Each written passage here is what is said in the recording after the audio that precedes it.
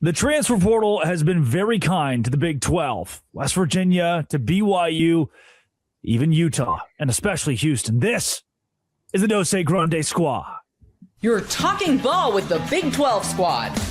From Oklahoma State to Utah, from Kansas State to BYU, from Houston to Texas Tech, it's the local experts of the Locked On Podcast Network bringing you scoops, breakdowns, and the most comprehensive preview of the upcoming Big 12 weekend.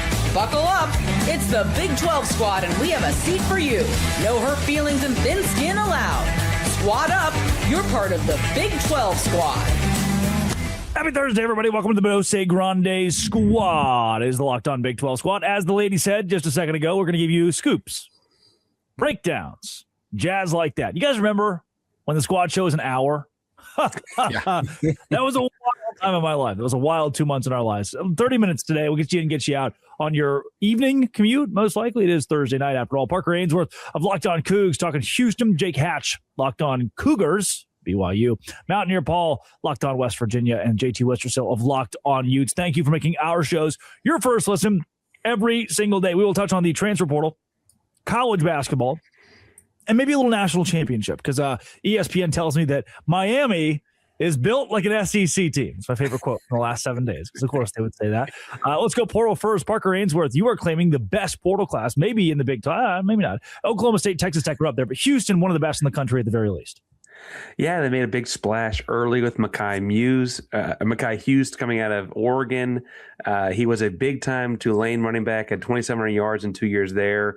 Got to Oregon, and he was in like one of a half dozen running backs they played, and he opted out of the rest of the season at the 4-game mark to preserve a red shirt. He's a big Willie Fritz guy. They bring in 3 offensive linemen that were all conference guys. They brought in a tight end that was very coveted in Overmeyer. A pretty strong class so far for Houston. I don't know what you think about on-3 rivals, that whole thing. They got him at 7th in the country right now. I think that's pretty good. I hear that's good. Paul, where do the West Virginia Mountaineers sit when it pertains to, I know last year had to be a complete overhaul. Is this a war of positive attrition or overhaul 2.0? Yeah, West Virginia is only 1 or 2 spots behind Houston. So also doing really well in the portal. Totally remade the offensive line. They've gotten several first-team all-conference offensive linemen to come in. A couple of those from Jacksonville State, where legendary Rick Trickett, offensive line coach Rick Trickett, who coached with Rich Rodriguez at multiple other stops, has put 41 guys into the NFL. So, that's a guy that's really legendary. The offensive line room is looking really good. But you bring in the nation's leading rusher in Cam Cook, who ran for almost 2,000 yards last year, is obviously a huge pickup for West Virginia. And you bring in an LSU wide receiver who, to let a lot of people tell it, one of the best players on their team last year, just happened to have his season ruined as a freshman. He was going to get on the field for them. So we feel really good about him. But, it's been all quality, multiple Power 4 schools that were starters, nothing like it was last year where it was D2, FCS. They performed very well at those schools, D2, FCS, and almost, you bring in 50 guys, if even a third of them hit, that's still not enough, right? So in this situation, it's a lot less players and a lot more good players. At least we hope. So we feel really good about it. They're actually still working. As of just earlier, we're trying to bring in a couple defensive ends. One from Michigan State was really good last year. Another one that was a D3 All-American that's got almost 20 sacks. And then a safety from Michigan that had about 50 or 60 tackles last year. So, they're still working as of right now, even though it's a dead period. We'll see if we can get some visits in. JT Westersill, Locked On Utes. It's a whip round at this point. Utah loses Kyle Whittingham, the head coach, as well as coordinators to Michigan.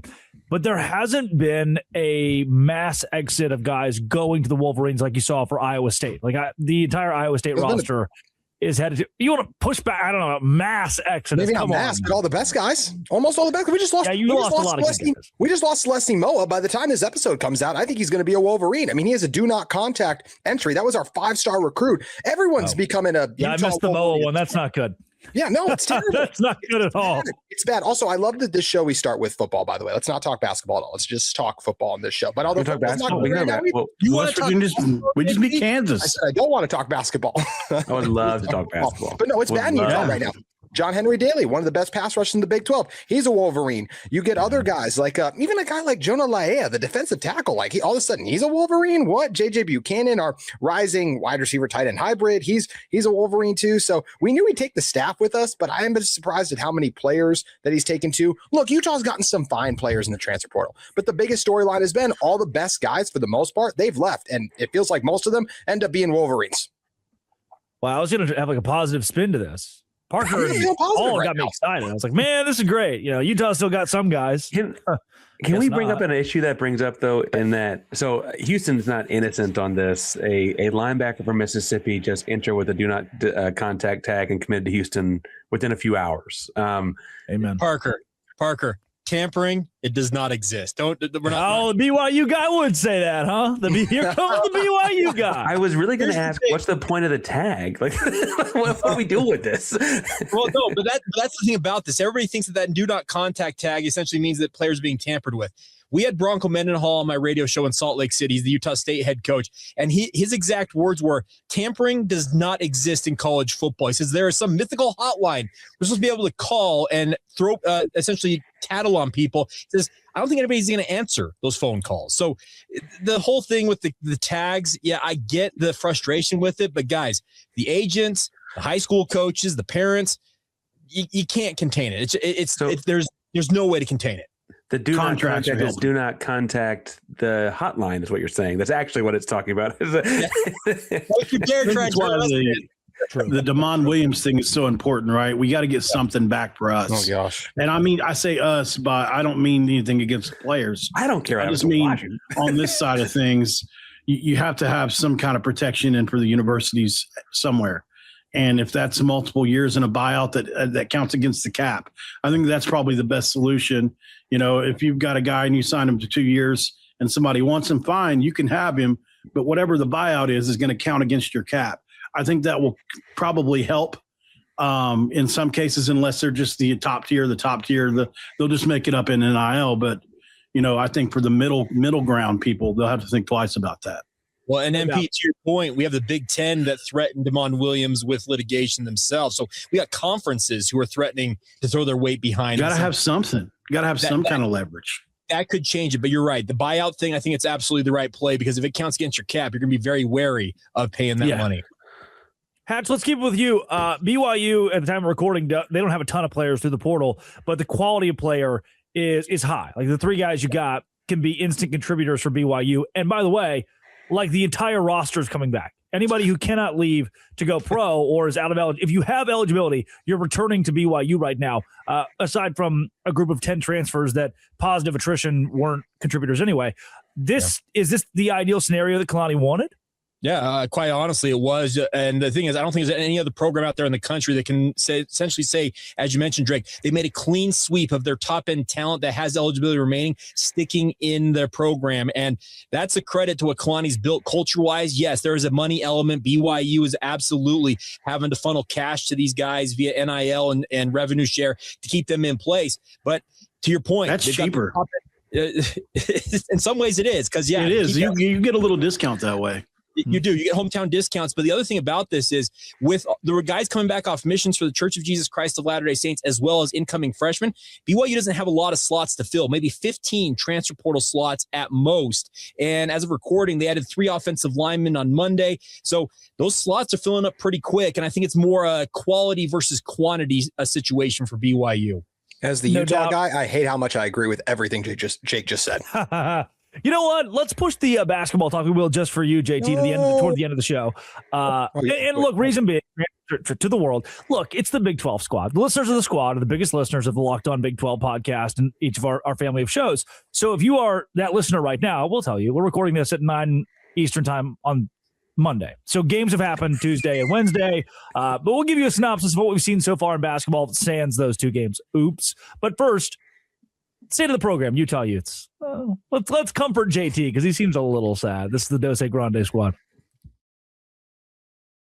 I'm going to leave everybody here, too. Today's show is brought to you by Game Time. Hatch, favorite part of Game Time? Well, the best part is you see those prices right up front. There's no surprise fees being tacked on at the end. It's my favorite part. Parker, your turn. They get cheaper as the game gets closer. It's pretty nifty. I do like that part. And when the game starts, you can still find tickets on Game Time, and they're like $5 sometimes. Paul, you would tell me all day yesterday. You would not stop calling me saying, I love Game Time so much. Absolutely. I can actually 360-degree radius look at my seat in the app before checkout. No surprise fees. JT, you told me you hated Game Time, which was really concerning. No, I love Game Time because I can find Utah basketball tickets for super cheap on Game Time. And you guys can as well if you head over to Game Time. Not to the BYU game, you cannot. No, on the Hudson Center. Yep. Not in Salt Lake. Game Time. Download the Game Time app, code Locked On College for $20 off your first purchase. Terms apply. That is Game Time. It sucks what's happening to Iowa State. They don't get the beauty of what Oklahoma State's going through. Paul, you just covered this you've been talking about this for a while. Oklahoma State's doing the Indiana, James Madison, Kurt Signetti thing of just let's take all of these really good players from mid-major or smaller school. I want to hit on that, but first, JT, if you are Utah, I mean, you don't have a very strong portal class that's come in so far. If you're losing top-end talent, who are you replacing it with for Morgan Scalley?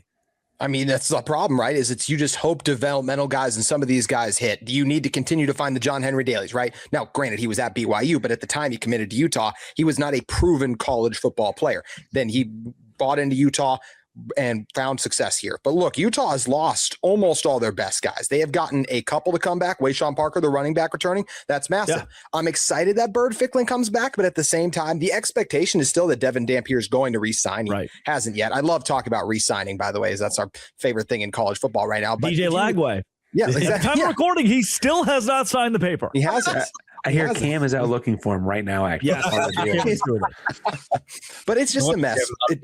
Like Utah's gotten some fine guys, but a lot of what they're banking on are G5 guys who had success. Like we got the North Texas pass rusher. That's like the one guy that hasn't gone to Oklahoma State, Ethan Day. He went to Utah. He had 4.5 sacks. How does that translate against P4 competition? I'm curious to see. And a lot of the P4 guys they have gotten were backups or not high impact players. So it's you Utah. got the Utah State kid, didn't you?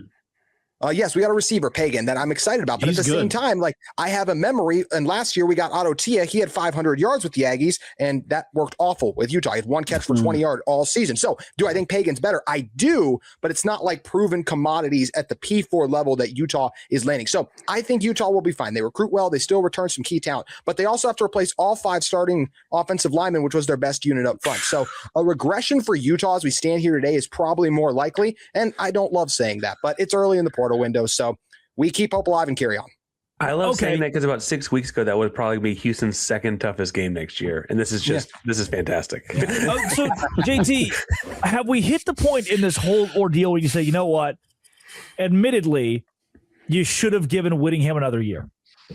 I don't think you so. You still wouldn't do it. Knowing everything you've lost, you wouldn't do it.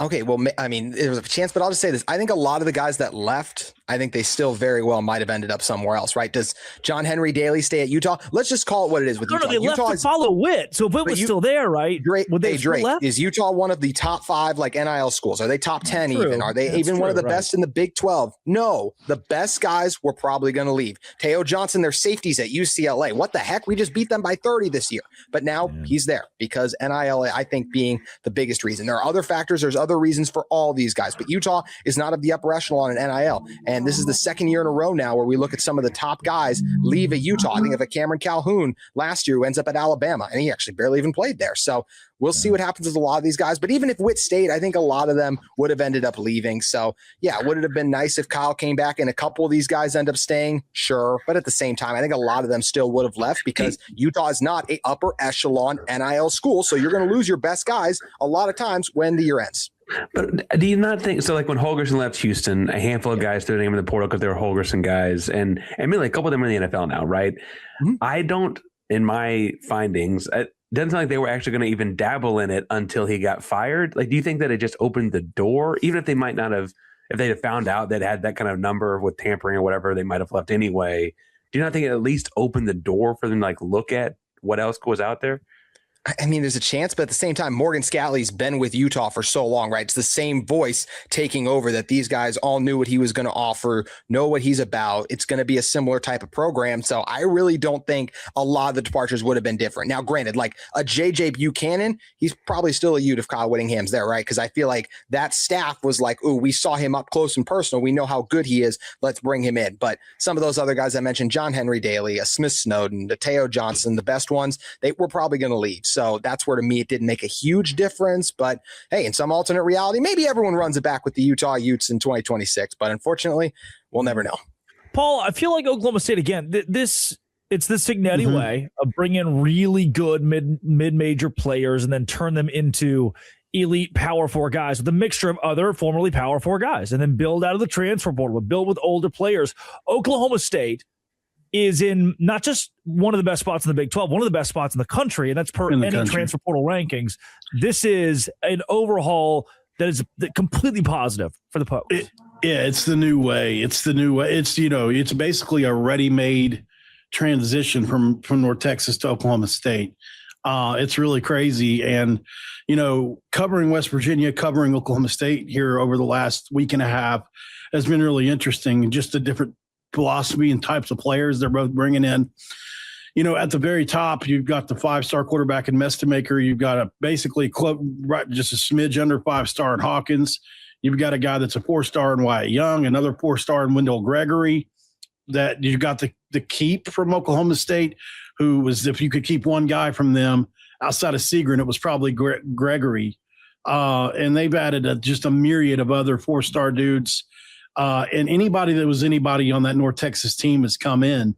But it's not just North Texas players. Like they have gotten dudes from every part of the country that really you could want. And I think that one thing that people aren't talking about enough is Oklahoma State got a mysterious donor to – I say mysterious only because I don't know him as well as maybe Cody would. But is this the ghost of Pickens? Yeah, the ghost of Boone Pickens. They've got a guy that's on this is what I was told by multiple people there, on a Texas Tech level donor for them. Wow. So who was writing these checks. He covered the Mestemaker salary by himself, which was $7 million.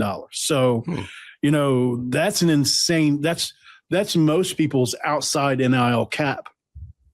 Like mid-tier Power 4 on down is in that 7 to 10 range outside the cap, right?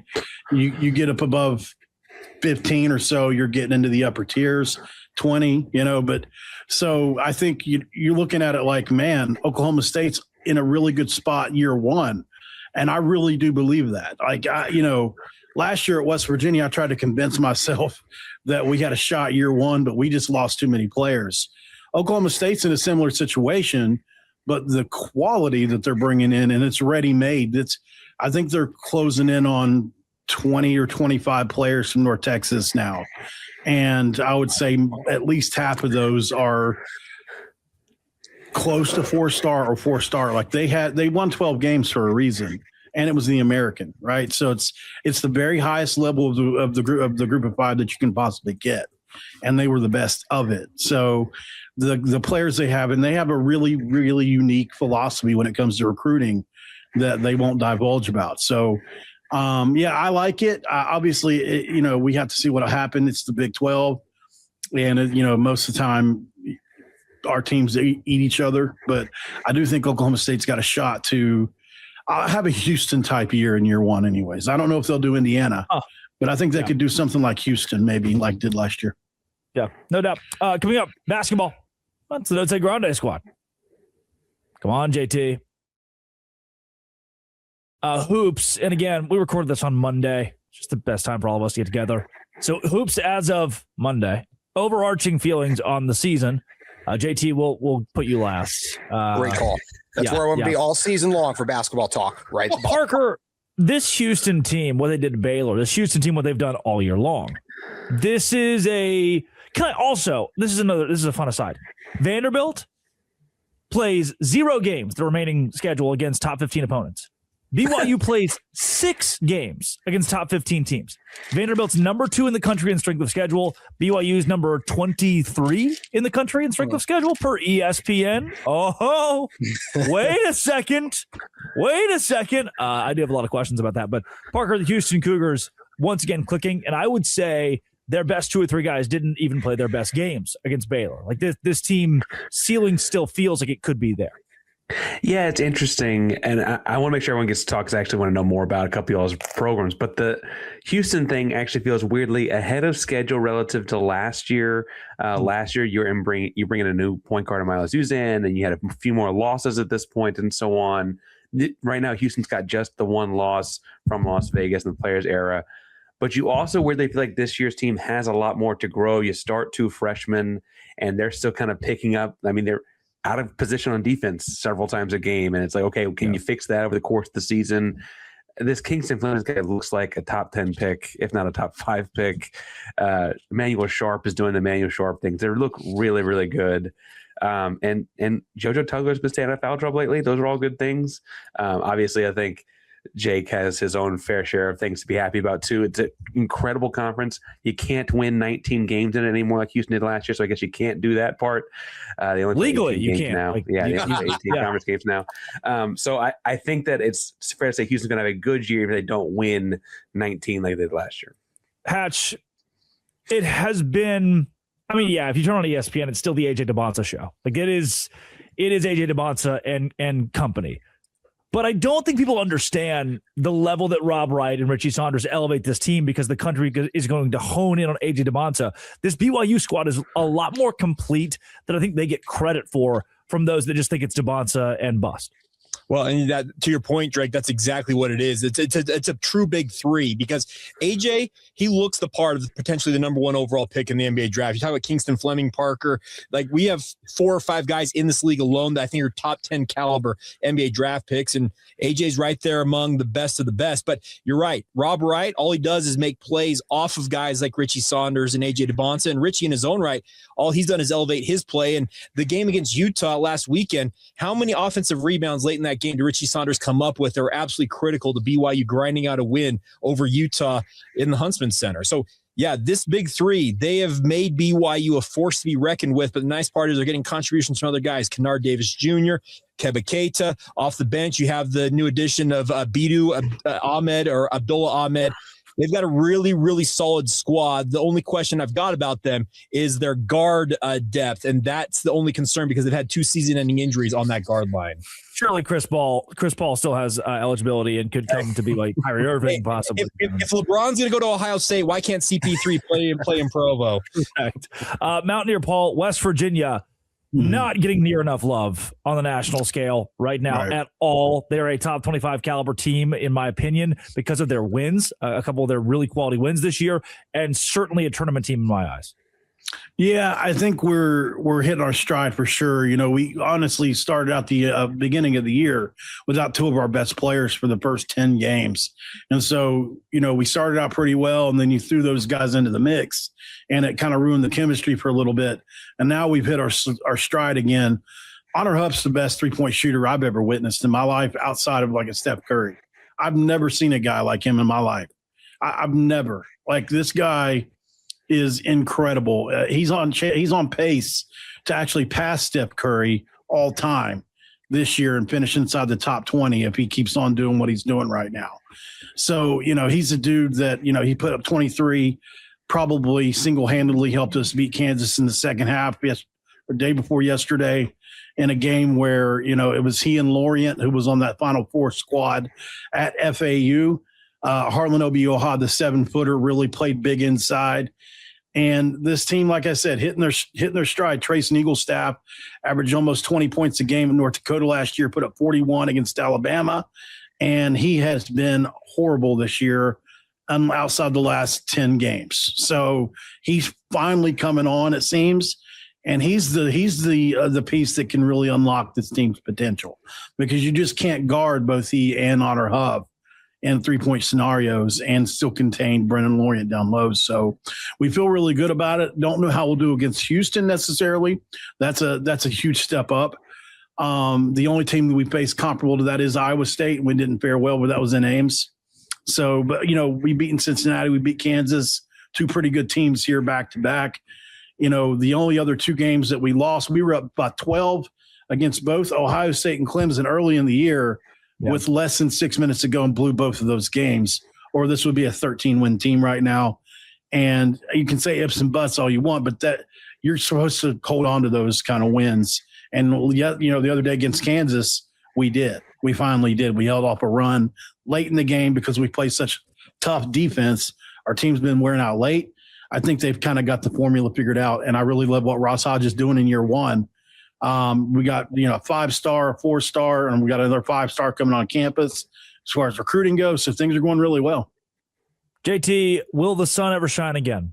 It will next year. Look, let's call it what it is. This Utah team has one win against a P4 team.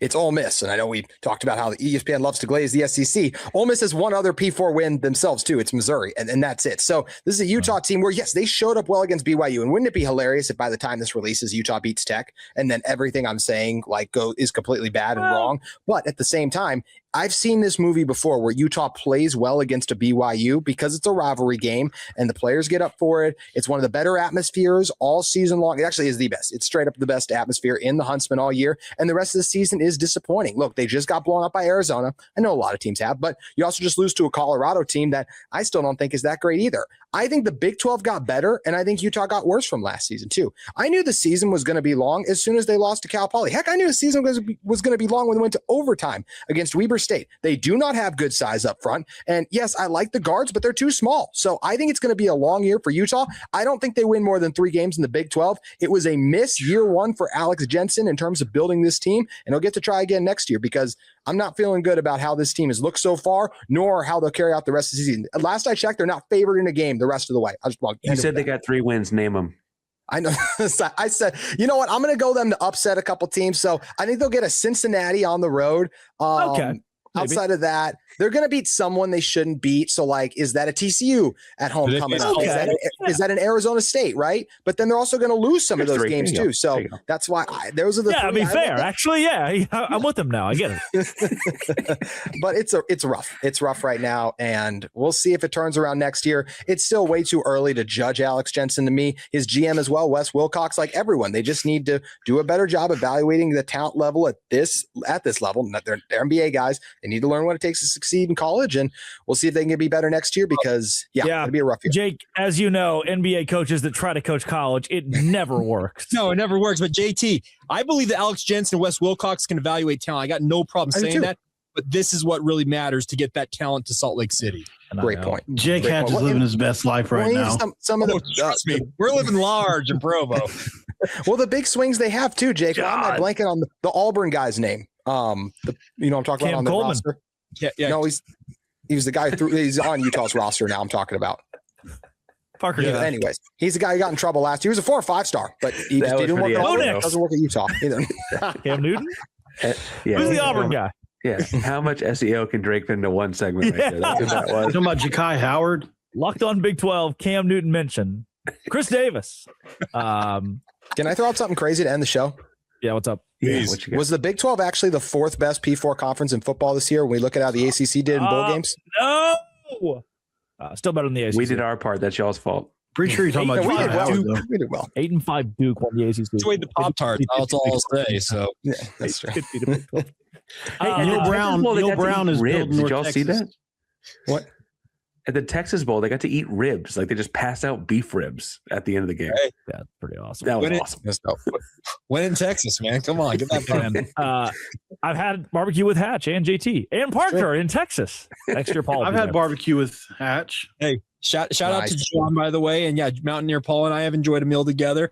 But John down there in Dallas, Fort Worth, Frisco area, taking care of the Big 12 media days. That was a good day. He hooked us up. That was awesome. I'll be at the BYU Utah basketball game. I'll see you there, JT. Surely You'll Utah be leaving will win, at right? halftime. You will be leaving at halftime. Why? It'll be a blowout. This has been It's Will Be Locked On. Thanks for making our shows your first listen every single day. Dose Grande Squad. Q Country Road.